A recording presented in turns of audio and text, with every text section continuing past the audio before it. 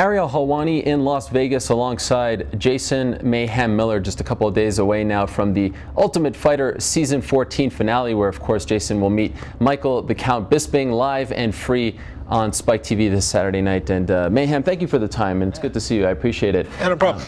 You know, the first thing that I wanted to ask you, and when I was thinking about talking to you this week, was what's it like to be back in the UFC, the buzz of UFC Fight Week and all that stuff, the hoopla. But then, question not over. But then when you get here, we're at the Palms, bit of a smaller venue. We find out no media workouts, no press conference. Of course, we know about the relationship with the UFC and Spike these days. Do you feel as though this doesn't quite feel like a typical UFC fight? Yeah, a little bit, but it still has kind of that allure of the UFC and the excitement of the fight week. But I will say, yeah, there's not a huge crazy thing like there normally is during a UFC. I feel like it's better. I feel like it's more intimate setting. So you like that? Yeah, I feel like for my first fight back, it's great because it's more of like a select few people get to see the return of Mayhem. You know what I mean? Not to speak in the third person too much, but you know, this is a big moment, and I feel like it needs to be limited. It needs to be limited, and I feel it's great that it is. Why does it need to be limited? Because I don't want everybody getting access to it that quick. It's way better when I'm the cool kid at school. I mean, eventually everyone's going to be a fan, but right now all the cool kids are coming out. But I'm thinking, when you thought about your eventual return to the UFC, you haven't fought in the UFC for around 6 or so years. Yeah. You weren't thinking pay-per-view, you weren't thinking MGM Grand, you weren't thinking 20,000 people in the arena? No, I mean, I was thinking, you know, this is a lot better. It's like I'm aiming right at my core audience. You know, the people who really love me and really have cared about me are here. They're coming. You know what I mean? My mama's coming. Like it's you know, like it's not the you know, they didn't put $1 billion of marketing and promotion money behind it, this card, which is fine. I don't think it needed it because a lot of people watched the show, and a lot of people are really looking to see what the outcome of the fight is. So, you know, I think we did a good enough job of promoting the fight where the ticket's going to be sold out. I'm wondering, I remember talking to you before the season started, and I asked you about the relationship between Spike and the UFC, and I asked you whether or not you thought Spike or the UFC wouldn't promote this card as much as they have in the past because of their relationship coming to an end. You said you didn't worry about that. Now looking back, do you feel as though the season and the fight was promoted as much as it should have been? Yeah. I mean, I think I put feet on the pavement, and I went out there and tried to sell the show as much as possible. You know, I went on Fallon, and I did a lot of media throughout my training camp. So, you know, I did my part. I feel like in general, you know, it was promoted as much as you could expect for a card in this situation to be promoted. And not to harp on this too much, and last question on this stuff. Last month, the UFC made its return to England. And I'm thinking Michael Bisping versus Jason Mayhem Miller in the O2 Arena in London. That fight by itself, regardless of what's on the undercard, could probably sell out that place, and that's a 20,000 seat arena. Do you feel as though, considering the fact that the Palms is so small, that maybe it was a mistake to not make this fight happen in an arena like that? Yeah. Like that? Well, you know, I'm not one of the suits. You know what I mean? I let the smart guys make the decisions, and I think that if they, you know, maybe they had this deal in place before they realized what they had. You know, if they knew that we're going to consistently do 1.5 million viewers, maybe they would have changed their tune. You know, maybe they would have went, oh, whoops, maybe we should put this in a giant thing. But possibly the deal was already in place. I'm not sure, you know. All I know is that I'm going to do my job the best that I can, and that's beat up Michael Bisping. You're in the prime of your life, the prime of your career, yet you haven't fought since September of 2010. Yeah. How frustrating has that been? Oh yeah, I mean, yeah, it's frustrating, but you know, you can't live your life being embittered by things that happened in the past, right? We only have one choice in our life, and that's to look forward, and to look forward and power through all the negative things, and face towards a positive area, you know. And you know, this Saturday, I just feel this huge amount of positivity going into this fight. It's really, you know, something that I've never felt before, and it's probably my own fault because, you know, maybe it's a karmic or whatever. I wasn't the best person I could be, and now I'm trying to be the shepherd. Is that positivity coming right off a lot of negativity for you? Do you feel as though this is sort of the sunshine after the dark days? And Here comes the sun. What were those dark days? Well, I mean, I had dark days in the, after the whole Strikeforce debacle, the whole, I had a lot of time to reflect and have great training for a year, like where I just trained and worked on my craft, and as a an artist, a mixed martial artist, really expand on my art, and I took that dark period to be something real positive. I feel like I did the most I could with that amount of time. Since last fighting in the UFC, you've bounced around a lot of organizations. Was there ever a point where you just said, I can't do this anymore? I mean, there's fights that fall through. You're fighting on undercards. You're fighting guys who you think, I remember seeing you in Nashville, and you were fighting, in no disrespect to Tim Stout, but you were fighting a guy that you shouldn't really have been fighting at that point in your career. Was there ever a point where you're like, maybe I should just go and do something else? No, the main thing is I'm doing what I love to do. And I always have been doing what I love to do. And sure, you do sometimes in the course of a career, no matter what your career is, you have these crazy twists and turns. And I just picked a career that has crazy twists and turns, like ups and downs and lefts and rights. And I never really thought about like quitting the sport or anything like that. I did think, man, how is this not working out for me right now? But that's the past. Right now it's like a perfect storm. I couldn't imagine a year ago that I would be sitting here talking about this with you today. Why do you think it took you so long to get back to the UFC? Well, really, I mean, there were offers on the table every once in a while. They just weren't the right offer.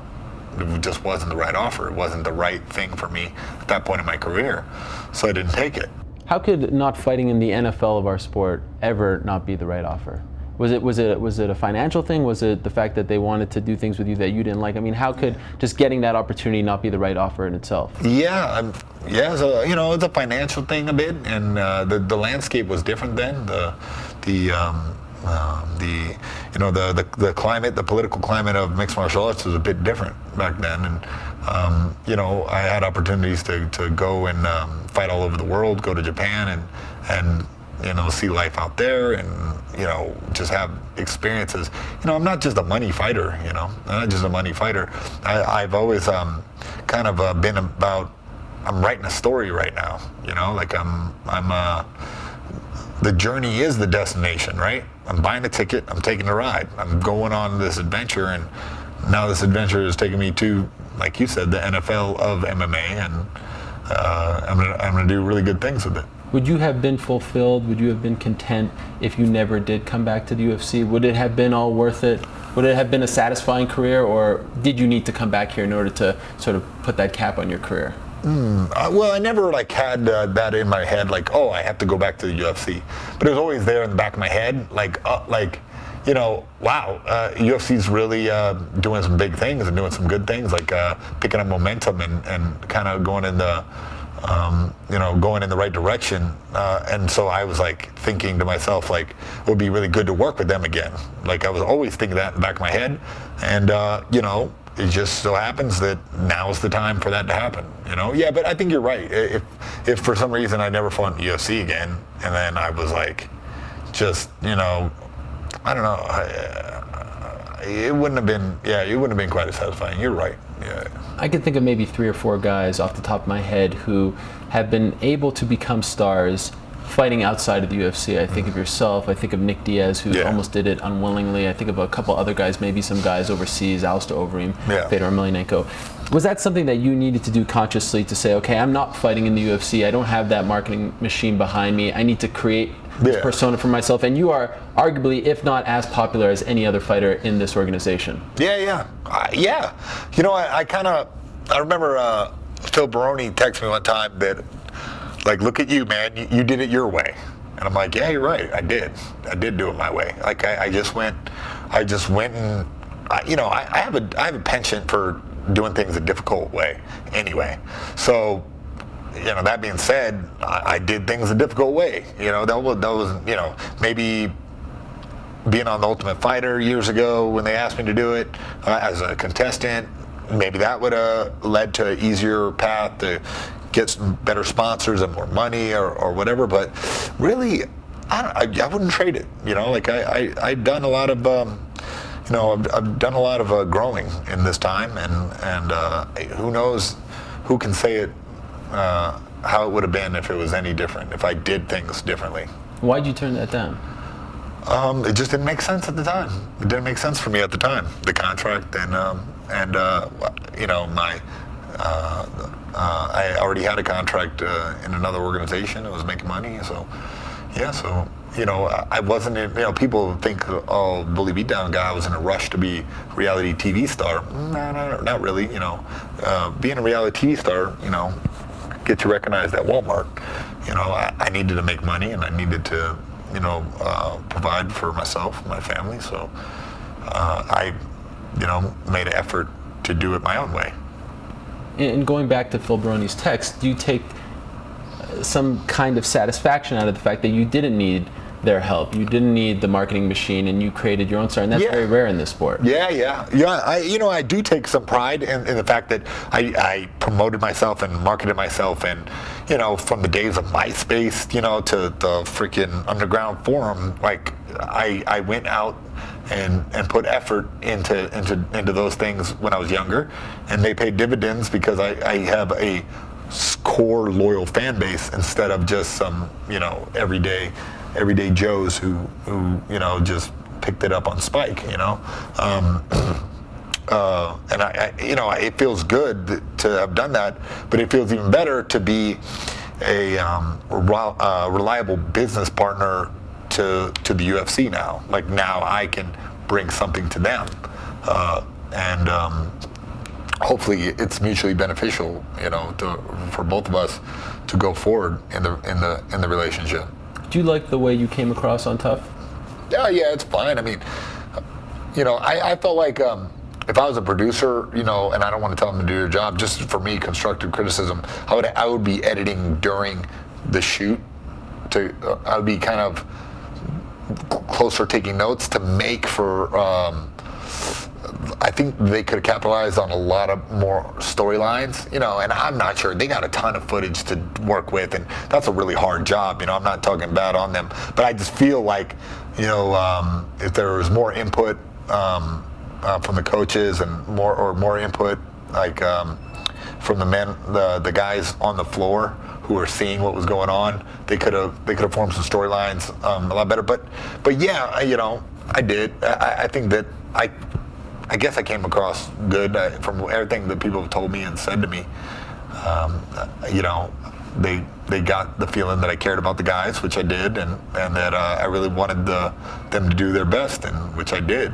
And so, in that respect, yeah, definitely. The the main thing that I walked away with was, and I'm not saying this as some kind of criticism, but Jason Mayhem Miller is this sort of character. You're this larger than life figure in our sport, and you're kind of your own entity. But what I walked away with was, especially during those fights, there are no announcers. The way you were coaching those fighters, what you were saying juxtaposed against what Mike was saying, your coaching, your advice it just stood out, and it just jumped off the screen. What you were telling them, the care in your voice, the advice that you were giving them, the coaching that you were giving them, was that something that you were trying to do, or is that just you, and this is the first time we've gone to see you in that role? Oh yeah, it's the first time you got to see me do that.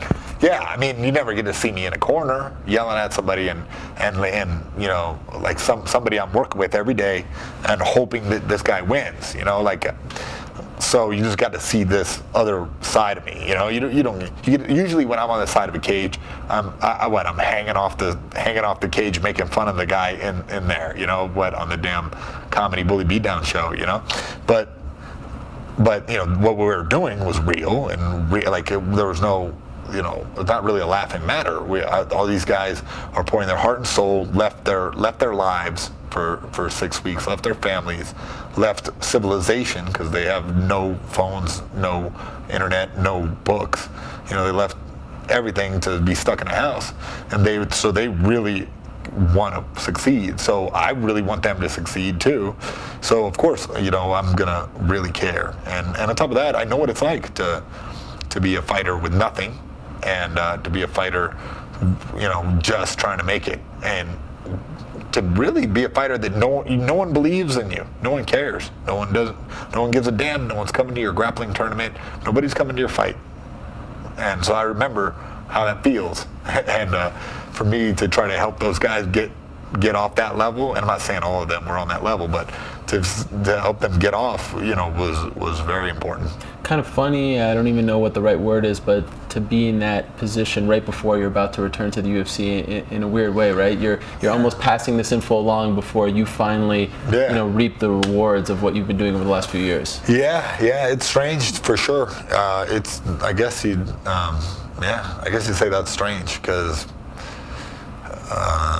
I don't know. It felt good. It was really rewarding. It was really rewarding to be able to put so much energy into those guys, and then get back to California after filming the show and get to work. And it was kind of like that whole experience of The Ultimate Fighter was like the next level of my life. There's the next stage. I was like, oh, okay, and now back to work, back to the training camp. Got to beat up Bisping. I was in Anaheim watching Ben Henderson fight Clay Guida. It's a great fight. Oh man, amazing! That was one of the best fights of the year. That's the most underlooked. That was the best fight of the year. Clay Guida did really good. Man, Ben Henderson was fantastic. Like that was technical and a scrap. The point being, it was such a great fight, yet in the middle everyone starts booing. And why are they booing? It's because Michael Bisping has entered the arena. I don't truly understand the hatred people have for this guy, because I've had a chance to talk to him. I think he's a thoughtful guy. I think he's a likable guy. Did you walk away from that show thinking that maybe this guy kind of gets a bad rap, or do you feel like all that is warranted, all that hatred towards him? What? Yeah, he gets a bad rap, but the reason that fans hate you is your own fault. Why is that? What, in your opinion? Because if you're so self-absorbed that you can't see outside of yourself and can't see that sometimes it's not everyone else's fault, then people hate that. Like they don't want you to be an arrogant bastard, because it doesn't reflect well on you. They don't want you to. Everyone wants the guy to be confident. Everybody wants somebody they're looking at to be confident, but I think he crosses over into a state of delusion where he thinks that his does not stink. Do you dislike him? Yeah, but for the fight, I'm not going with the anger. I'm going with the music. Which means I'm not getting in there and fighting with anger. You're fighting with music. Yes. I never heard that term before. That's why I didn't. I know. That's because I climbed a mountain there was an old Laotian man, I believe, who told me that. So when you go in there, you don't have any animosity towards Michael after all the stuff. There was an incident with your coach and friend Ryan Parsons. None of that goes in there with you on Saturday. I already used all that up. I used all that as fuel for training. Used all that for fuel. For the training camp. And now I'm just going to go in there and be a Zen Master. I'm going to fight real Zen. I can't let my emotions get away with me. That's something I've had trouble with in the past. I'm going to go in and fight a technical fight like a robot. I'm going to use the burst of energy when I need them. But if I go ahead and let all that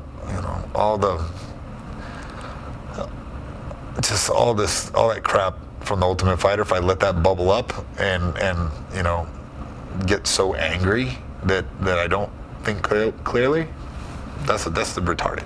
That's really stupid. Like that's not a good idea. This definitely has a grudge match kind of feel to it, but I'm going to do my best to keep my emotions in check and beat Michael Bisping with technical superiority. Where are you better than him? I really think, as far as our hand power goes, I'm a stronger puncher than he is. I know everyone thinks he's a great kickboxer, but I really don't see it. He's a point fighter. He's good at scoring points. And I'm also, I'm better at wrestling and better at jiu-jitsu. So I really feel like I could take the fight anywhere and win. I just got to, be smart about all these different areas. Two last things before I let you go, and I appreciate the time very much. What's at stake in this fight? Because after Mark Munoz beat Chris Lieben at UFC 138, in my opinion, I thought it made most sense to have Mark fight the winner of this fight, and then the winner of that fight would be the #1 contender after Chael fought Anderson Silva.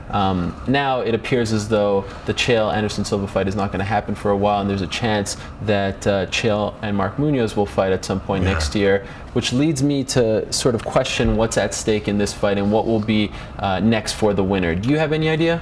No, I have no idea. I'm just going to win the fight and then see what happens. I'd like to call out some names. I want to move myself up in the rankings. I feel like people are rankings. What the hell does that even mean, really? It's just somebody's opinion on things.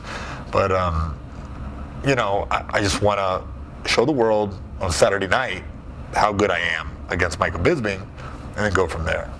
Who will you call out if you win? What do you mean? I told you, after I beat up Michael Bisping, I'm calling out names. I'll give you the first interview, buddy. All right. Someone big, though. Sure. Would you have a problem fighting Mark? I know you've obviously trained with him. Yeah, no, we've already talked about that. Like me and Mark said, yeah, we'll fight. Like, yeah, it's fine with me. And Mark said it's fine with him. I said, all right, cool. We already fight in the gym all the time. So, I might as well get paid a bunch of money to do it. It's going to upend my training. That's his gym. I can't really stay there and train. So if we have to fight each other. So, that's going to upend my training, and I hope Uncle Dana will throw a couple bucks extra my way for that. But, maybe I can open a Mayhem training facility finally. But, but whatever. I'll cross that bridge when I get to it. I hope it doesn't have to happen, but if it does, so be it. Listen. If Dana tells me, I'll get an octagon against my mama, and I will tap her out as nicely as possible. Or if Dana tells me, I'll get in there and fight my dad, and I will knock him out. You heard that, Dad? Finally, and this is the question that concerns me the most. First, entrances in Zuffa, they're a tricky thing. Your friend King Mo had to have his entrance scaled down. Strikeforce, Zuffa owns Strikeforce. I'm worried that A, they will make you scale down your entrances, but even more so than that, the Palms, as you know, it's a short walk to the cage. So what can we expect? And I'm sure it will be televised because it's the main event, but I'm worried about that as well. Will Spike air? There's a lot of things that I'm worried about the entrance alone. That'd be hilarious if they didn't air. But, at the same time... calm me down? Yeah, you know what? Honestly, you're going to be there live, so you get extra special treat, because I really think that as an artist, and I'm working within the medium that I'm forced to work in, which is that small area, and I'm going to make an electric entrance without the dancing girls and without it's going to be a totally different style than you've ever seen from me, but it's definitely going to be electrifying, especially live. You got a hint for us? Any type of preview? I said it's going to be electrifying. All right, that's good. enough. Fair enough. Can't wait. Hey, thanks, man. Thank you for the time. Thank you. Congratulations on making it back to the UFC, and congrats on a great season on The Ultimate Fighter. Of course, it goes down this Saturday night, live and free on Spike TV. Jason Mayhem Miller makes his return to the UFC against Michael the Count Bisping. It's The Ultimate Fighter 14 season finale. Thanks for the time, Mayhem, and great job on the Movember mustache. Yeah, bye-bye to the mustache.